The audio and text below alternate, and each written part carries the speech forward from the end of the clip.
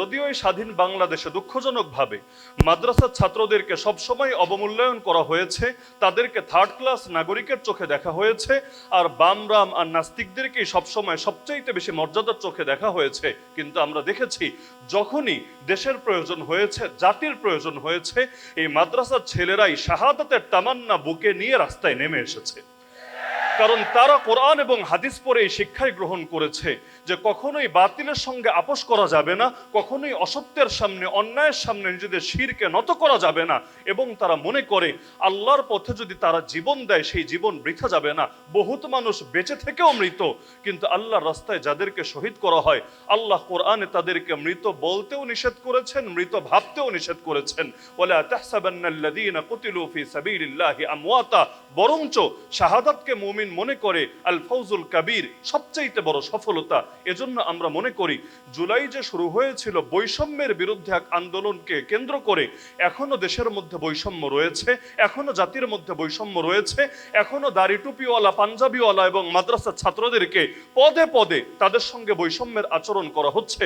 সুতরাং যতদিন পর্যন্ত এই দেশে বৈষম্য থাকবে, ততদিন পর্যন্ত মাদ্রাসার ছেলেরা অপূর্ণ বিপ্লবকে পরিপূর্ণতা দেওয়ার জন্য লড়াই চালাতেই থাকবে ইনশাআল্লাহ। আমরা মনে করি আমাদের শহীদ ভাইয়েরা, বিশেষ করে তামিরুল মিল্লাতের নাম এই ক্ষেত্রে সবার উপরে থাকবে। যাত্রাবাড়ি এবং টঙ্গীতেও সে আন্দোলন চাঙ্গা হওয়ার পেছনে যাদের অবদান সবার শীর্ষে থাকবে। আমি মনে করি যে আমাদের ভাইয়েরা শহীদ হয়েছিল যেই লক্ষ্যকে সামনে রেখে, সেই লক্ষ্য এখনো পরিপূর্ণ হয় নাই, লড়াই এখনো বাকি আছে। এখনো পর্যন্ত যারা জীবিত আছে তারা সেই লড়াইকে সামনের দিকে এগিয়ে নিয়ে যাবে। যদিও এখন জুলাই বিপ্লব বলতে অনেকে লজ্জাবোধ করে, অভ্যুত্থান বলে, কিন্তু আমি মনে করি জুলাই আসলেই বিপ্লব ছিল, কিন্তু বিপ্লবটা অপূর্ণ রয়েছে। আগামী দিনে আপনাদের হাত ধরেই পরিপূর্ণ হবে ইনশাআল্লাহ। শেষ করার আগে জাস্ট আমি একটা পয়েন্ট উল্লেখ করছি যে মাদ্রাসার ছেলেদের আন্দোলনকে স্বীকৃতি দেওয়া হোক বা না হোক, এই বাস্তবতা তো আমরা সকলের সামনেই আমাদের আছে। এই যে জুলাইয়ের 32 তারিখ অর্থাৎ 1 আগস্ট বাংলাদেশে জামায়াতে ইসলামী এবং ইসলামী ছাত্র শিবিরকে নিষিদ্ধ করা হয়েছিল শেখ হাসিনার বিশেষ ক্ষমতা বলে। এই নিষেধাজ্ঞা থেকেই কি এটা প্রমাণিত হয় না দেশে যদিও বহু ধারা এবং বহু দলই আছে, কিন্তু ফ্যাসিস্টরা ইসলামপন্থীদেরকে, ইসলামের পক্ষে যারা আছে, এই দ্বীনি আন্দোলনের কর্মীদেরকেই সবচাইতে বেশি নিজেদের জন্য চ্যালেঞ্জ মনে করে থাকে। এমনকি শেখ রেহানার কলের আলোচনাও তো এখানে একজন আলোচক এনেছেন যে সেই সালমান এফ রহমান, শেখ রেহানা, তাদের মধ্যকার কথোপকথনে উঠে এসেছে, রাস্তায় দেখি শুধু এই দাড়ি টুপিওয়ালা আর পাঞ্জাবি পরা লোকরাই চারদিক থেকে ঘিরে রেখেছে।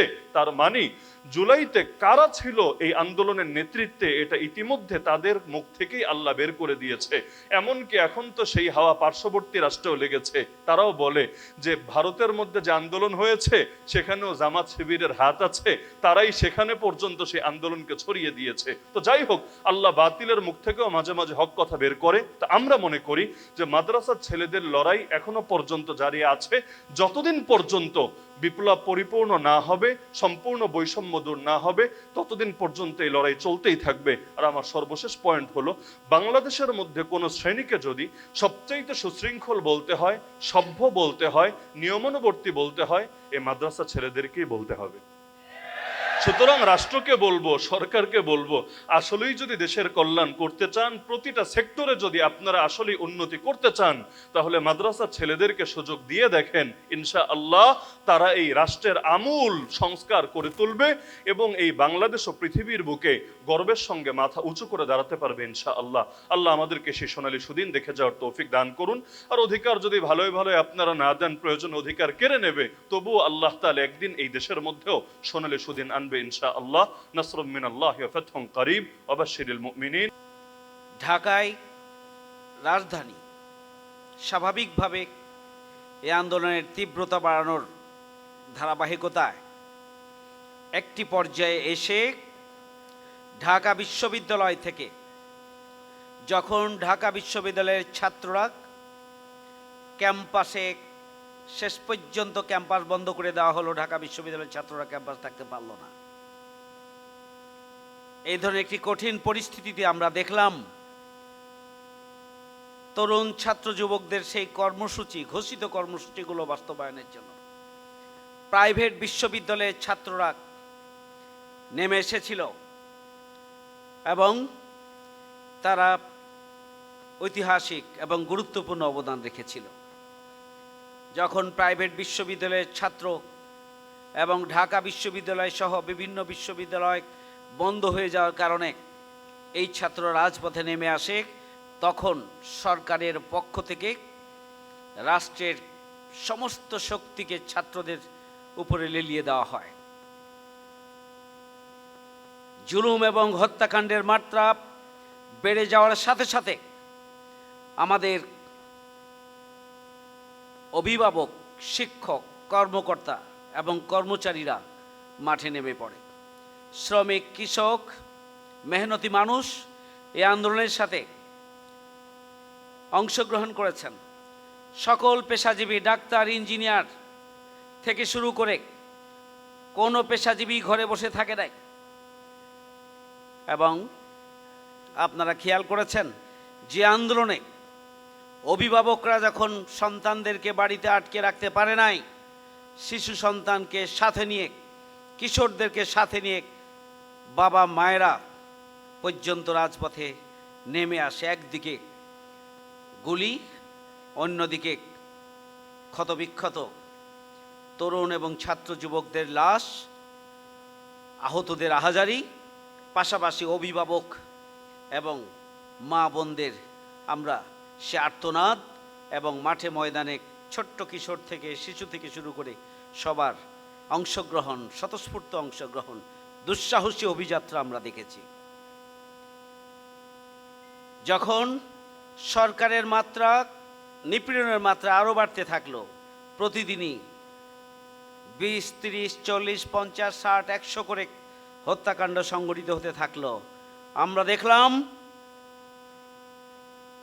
অত্যন্ত সুপরিকল্পিতভাবে আমাদের মাদ্রাসার ছাত্ররা বের হয়ে আসলো সংঘবদ্ধভাবে। শুধুমাত্র তামিরুল মিল্লাত মাদ্রাসা নয়, তামিরুল মিল্লাত মাদ্রাসার হাজার হাজার ছাত্র যাত্রাবাড়িতে যেমনিভাবে বের হয়েছিল, উত্তরার টঙ্গীতে হাজার হাজার ছাত্র বের হয়ে এসে আন্দোলনকে একটা নতুন মাত্রা দিয়েছিল। আপনারা জানেন যে যাত্রাবাড়ি হচ্ছে আন্দোলনের ভ্যানগার্ড। শেষ পর্যায়ে তামিরুল মিল্লাত মাদ্রাসার ছাত্রদের পাশাপাশি আমরা কওমি মাদ্রাসার ছাত্রদেরকে আমরা বের হয়ে আসতে দেখেছি, এবং তারা জীবন বাজি রেখে এই জনস্রোতের সাথে একাকার হয়ে এমনভাবে ভূমিকা পালন করেছিল যে ভূমিকার বর্ণনায় সংক্ষিপ্ত সময়ের মধ্যে দেওয়ার সময়ও নেই এবং সুযোগও কম। প্রিয় ছাত্র বন্ধুরা আমার, এই যে মাদ্রাসার ছাত্রদের যে অবদান, এই অবদান যতদিন বাংলাদেশ থাকবে, জুলাইয়ের চেতনাকে যতদিন ভুলিয়ে দেওয়া সম্ভব না হবে, এই আন্দোলনে ঢাকা বিশ্ববিদ্যালয় সহ স্কুল কলেজের যেমনিভাবে অবদান রয়েছে, প্রাইভেট বিশ্ববিদ্যালয়ের ছাত্রছাত্রীদের সমানতালে অবদান রয়েছে, এবং একই ধরনের সবচেয়ে ঝুঁকিপূর্ণ সময়ে আলিয়া মাদ্রাসা এবং কওমি মাদ্রাসার ছাত্রছাত্রীদের অবদানও সমানভাবে রয়েছে। কারো অবদানকে খাটো করে দেখার কোনো সুযোগ নেই।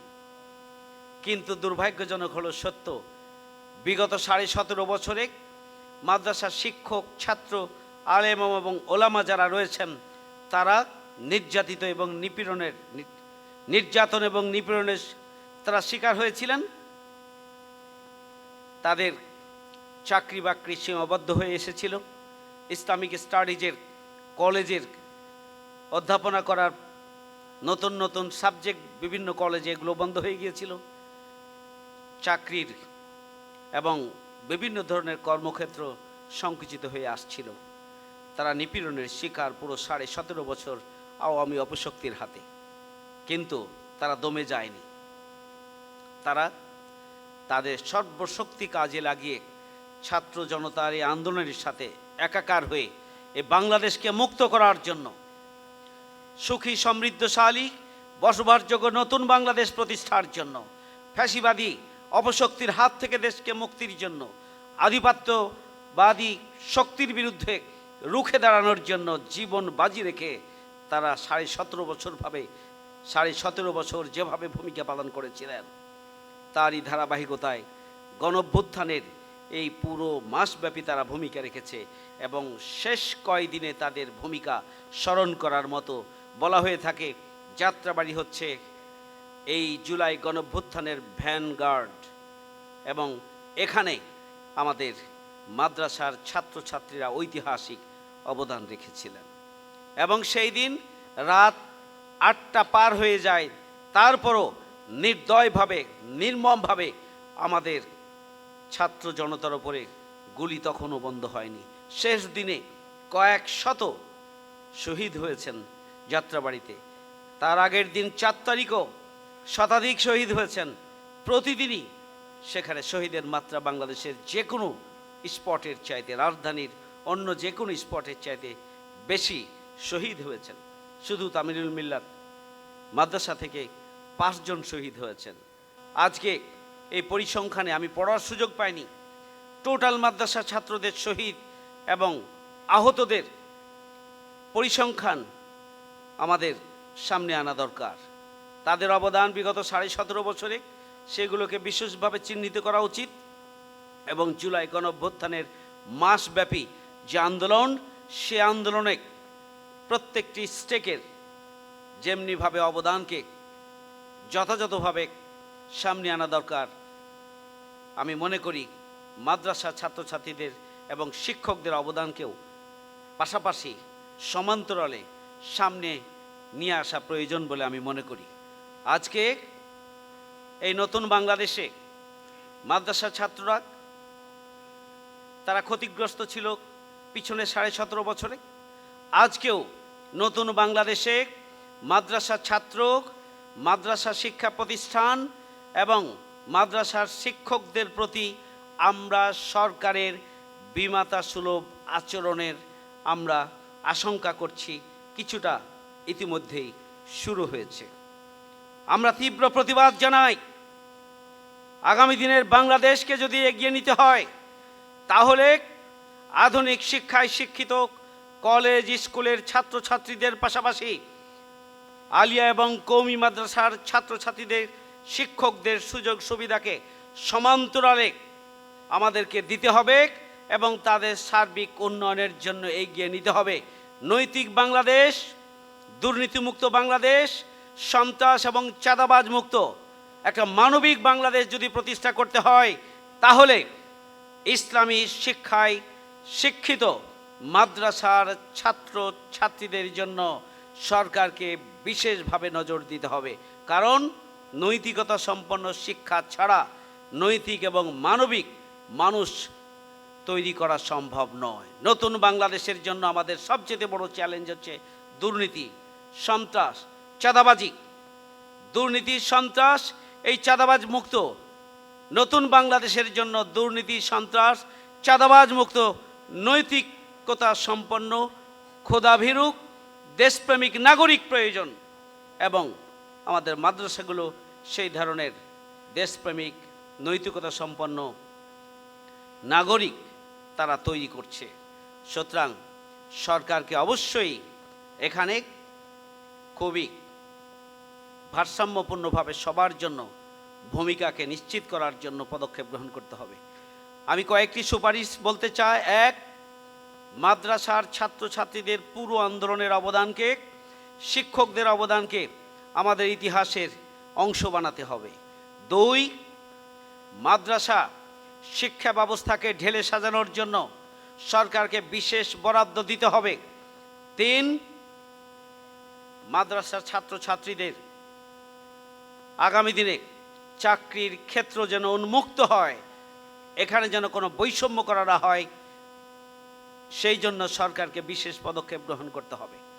আমাদের জুলাই গণঅভ্যুত্থানের ইতিহাসকে ভুলিয়ে দেওয়ার জন্য চক্রান্ত চলছে।